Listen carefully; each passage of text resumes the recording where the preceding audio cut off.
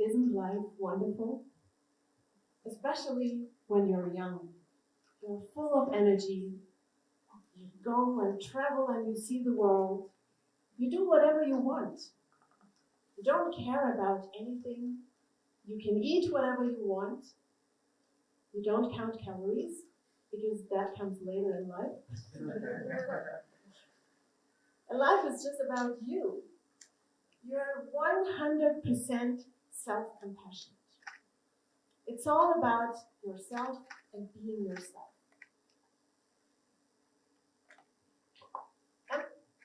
Empathy, as you all know, it means being able to understand the other person's emotions. But today I want to give you a different approach, a different perspective on empathy. Empatheia, the word, derives from ancient Greek, and it means passion. It also means a state of emotion. And I'd like you to keep that in the back of your mind for today's conversation. So you're young, you're enthusiastic about life. Life is about adventure.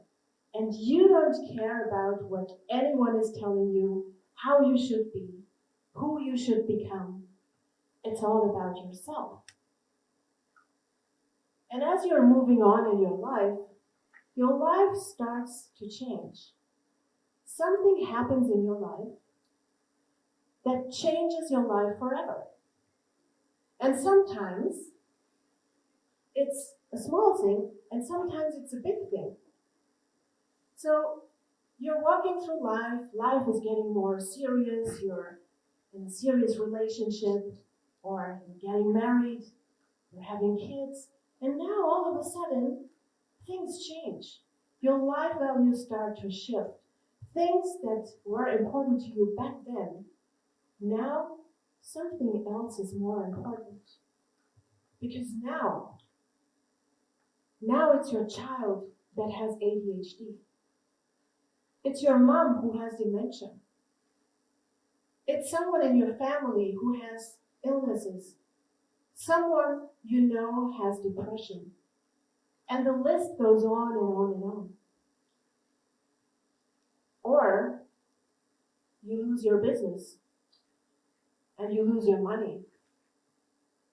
And sometimes you lose your money and your business. Maybe that was just an angry ex-wife. That happens sometimes, I've heard. In the movies. So your life starts to change. Or, just like my friend,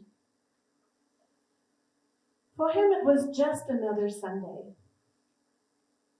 He's taking care of his wonderful 82-year-old mom who has Parkinson and dementia. And it's a full-time job. He's with his mom non-stop. That night, nothing special, just another Sunday. He brings his mom to bed, and then he goes to sleep, pondering about life,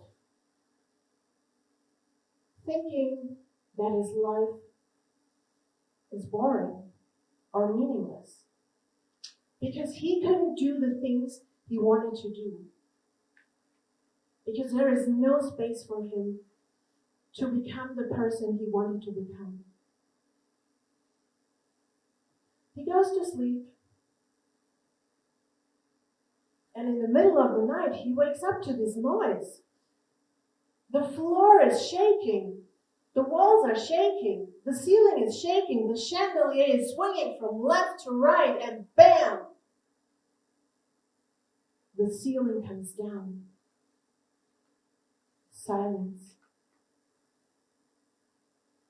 What happened? Well, my friend and 25 million other people were hit by the most devastating earthquake that happened this year in February in Turkey. My friend and his mom, they both survived. And I couldn't be more happy about this. However, they lost 6 family members, the youngest being 21 years old. Can you imagine? Losing everything overnight, your family, your home, and it's not that you can just knock on your neighbor's door and ask for shelter because there is no neighbor. And you can't just hop into your car and drive into the next city because you know there is no roads to go anywhere. Well, sometimes it doesn't have to be an earthquake. Sometimes losing your health, losing your relationship, losing anything that is important to you. That all can have the same effect on your life. 48 hours, I didn't hear anything from my friend. I knew he was alive, but I didn't know what was going on. I haven't talked to him. I was deeply worried and very scared because the aftershocks, the effects of the aftershocks are tremendous. Anything what is not destroyed by the earthquake itself will be destroyed in the aftermath. Finally, I get to talk to him. I felt helpless because I wanted to help, but I didn't know what to do and how to do it, so I asked him. But while I was asking him, we were both in tears, we were crying. We didn't know what to do with this situation. This never happened before. So I asked him, how can I help? What can I do? Tell me, I'll do anything you ask me to do. Unconditionally, I'll do whatever you ask me to do. And he said,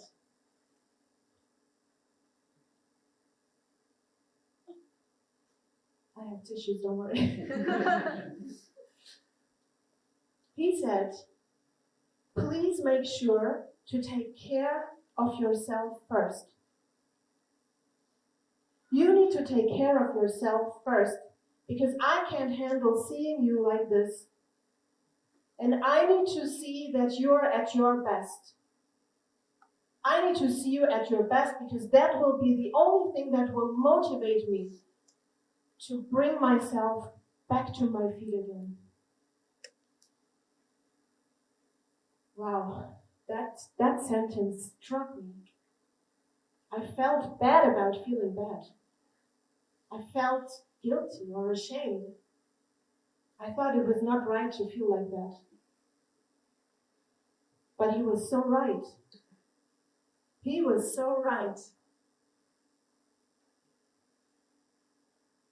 How can I help someone if I'm not at my best? If I want the best for my friend, if I'm not at my best, how can I help him to be at his best? It's impossible. Impossible. You can't help sadness, or you can't heal sadness with sadness. It's not possible. So I had to do something.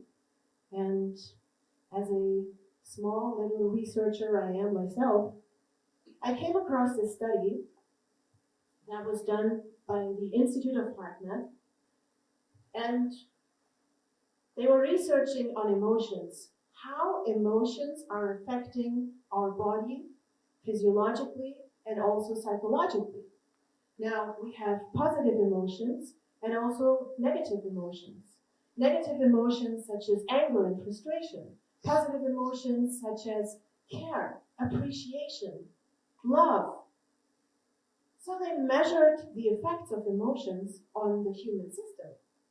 Now, one of the most important findings was negative emotions can be measured in your body, in your system, even up to 5 hours later after the event has happened. Now, that is a long time after the event has happened. And the positive effects of positive emotions can be measured instantly, which means your heart is getting more coherent. Your heart is sending a more coherent signal to your brain, and it enhances your heart-brain communication. And it's also facilitating cognitive behavioral functions and also emotional stability. And I thought, wow, this is great. I need to try this out because there is scientific evidence for this. So also now that I'm feeling better about myself, and I'm there for him, helping him to move into that direction. That was one of the greatest 2 minutes conversations that I had with him back then. It was just wonderful. How do you explain things in life? Some things you can't explain. Now, you might be wondering, what's this red ribbon all about on my hand? You can see it? Yeah. So, if you would, I'd like you to imagine for a moment, if you hold your hand like this and look at your finger, and I'd like you to imagine, yeah, that's right, I'd like you to imagine having that same red ribbon on your hand as well. You got it? Okay, hold that in your mind, that picture, hold it in your mind. And now what I'd like you to do is imagine the person sitting next to you having the same exact red ribbon on their hands. You got it? I see red ribbons. That's how I explain connection. We are all connected. Everything is connected. And according to a Japanese and Chinese traditional saying, they also say, it's maybe a bit more romantic approach, but if we keep it general, people who are destined to meet will meet. I remember having a conversation with my mom, and I said to her, I would really like to be able to help more people, because now I'm feeling better. I have a better vision about myself. I have a better vision about how to help people. I wish I would have an opportunity to help people. 2 days later, 2 days, I'm receiving an email from someone who was asking me if I would be willing to train a group of 80 people, 80 psychologists, psychiatrists, psychotherapists, coaches, counselors. Those beautiful 80 people helping women affected in those areas, women who just gave birth, women who are pregnant, women who lost their child, helping women. That was the message. That was my call. And of course, I said yes to it. 80 people. One person helping 80 people. 80 people helping hundreds of people. That is what we call the ripple effect. But the best thing about this story, the person who has sent me the email, I didn't know the person. And that person didn't know me. I didn't know that this person even existed. And that person probably didn't know that I was existing as well. The only thing that I can say is,